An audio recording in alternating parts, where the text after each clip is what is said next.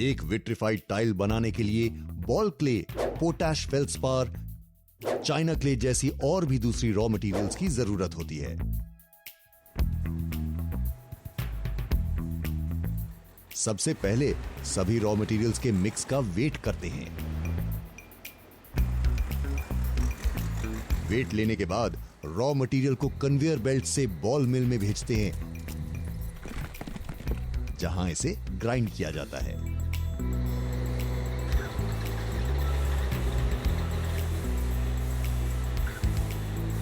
Grinding के बाद raw material में पानी मिलाकर स्लरी बनाते हैं, ताकि मिक्सचर में से स्टोन्स या दूसरे मेटल फिल्टर हो जाएं।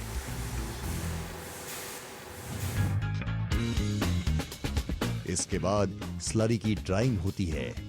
इन हाइड्रो पंप्स के थ्रू पास करके रॉ मटेरियल से एक्स्ट्रा मॉइस्चर बाहर निकाल लिया जाता है। यह है स्प्रे ड्रायर, जो स्लरी मटेरियल को ड्राई करके पाउडर में कन्वर्ट कर देता है। पाउडर को इस मशीन में फिल्टर करने के बाद कन्वेयर बेल्ट पे आगे भेजते हैं, जिस पर लगी फिल्टर मशीन्स बड़े ग्रैन्यूल्स फिल्टर करती है।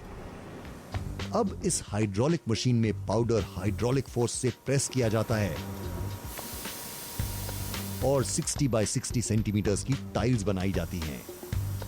इसके बाद होती है बेकिंग। अब ये टाइल्स फर्नेस में जा रही हैं, जहां 90 से 210 डिग्री सेल्सियस पर बेक होकर टाइल्स का मॉइस्चर सूख जाता है और टाइल्स सेमी फर्म शेप ले लेती है।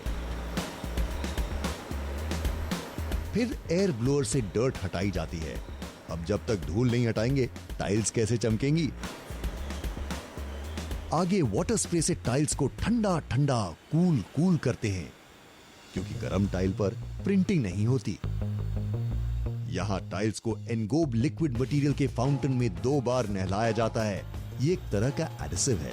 अगले स्टेप में टाइल पर होने वाली डिजाइनिंग इसकी वजह से ही चिपकती है। अब टाइल्स अपर लेयर डिजाइनिंग के लिए तैयार हैं, जिसे ग्लेज एप्लीकेशन कहते हैं। यहां टाइल्स पर डिजाइन को डिजिटली प्रिंट किया जाता है। देखा, डिजिटल इंडिया कहां काम आसान कर रहा है। इसी स्टेप के बाद सेम टू सेम दिखने वाली टाइल्स को अपनी एक अलग पर्सनैलिटी मिल जाती है। इसके बाद टाइल्स फायरिंग प्रोसेस के लिए फिर से फर्नेस में भेजी जाती हैं। यहां टाइल्स 90 से 1224 डिग्री सेल्सियस टेम्परेचर के अलग अलग लेवल्स से गुजरती हैं। इस बर्निंग प्रोसेस के बाद टाइल्स को ऐसे स्टैक करते हैं, जिससे इनकी मजबूती टेस्ट हो जाती है। वाह, स्टैकिंग की स्टैकिंग और टेस्टिंग की टेस्टिंग। स्टैकिंग के बाद टाइल्स की पॉलिशिंग की जाती है। उससे पहले एक स्क्वेरिंग मशीन टाइल्स की एजेस को परफेक्ट करती है। यहां पानी से टाइल्स की अपर लेयर को कूल रखा जा रहा है, ताकि वो टूटे नहीं। फाइनली 2 लेवल्स में पॉलिशिंग होती है, जिसके बाद टाइल्स को उसका एक्चुअल लग्जूरियस लुक मिल जाता है। पॉलिशिंग के बाद शाइनी टाइल्स की ड्यूरेबिलिटी चेक करने के लिए रैंडम टेस्ट्स होते हैं। एक खास फॉर्मूले के साथ टाइल्स की थिकनेस और बाकी डायमेंशंस चेक किए जाते हैं। कोई टाइल्स क्वालिटी में खरी नहीं उतरती तो ये मशीन उस पर मार्क लगा देती है।